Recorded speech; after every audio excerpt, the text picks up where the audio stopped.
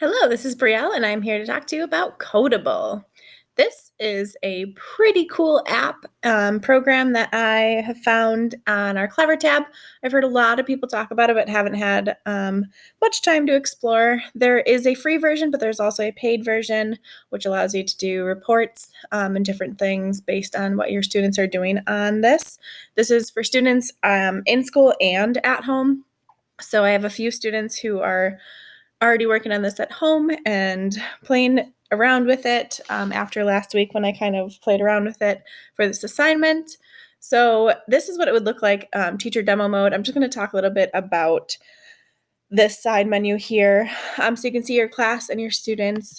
What I thought was cool is there's a whole lesson library and you can select by grade level. So I would select kindergarten, and it kind of says like K3 here, K1, more of an introduction to coding and different things like that. There are some very, very advanced levels of this, which is great for the higher grades. But for me, I'm really looking for those basics, which is another cool thing over here. There's videos explaining the concepts of coding and also the different things that you can do in create mode.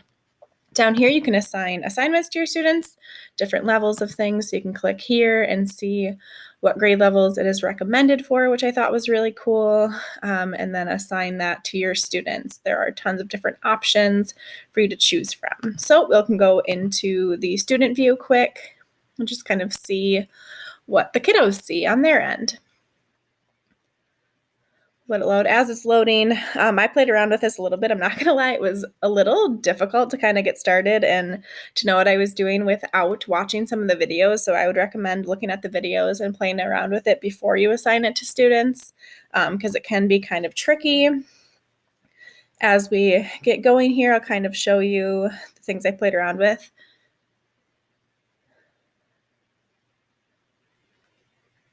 Maybe.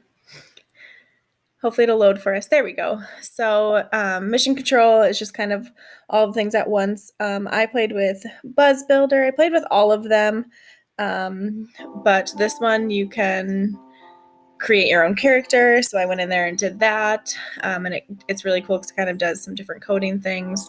Game designer, you can create your own game. Maze maker. So all of these really require you to kind of have some coding background. In here, we don't have any builds. So here you go, you can click build, you can choose your background, get started there.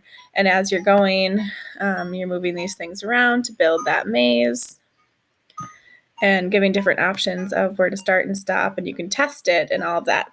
So there are lots of different things that the students can work on and try to go through. So you would start here, drag it across.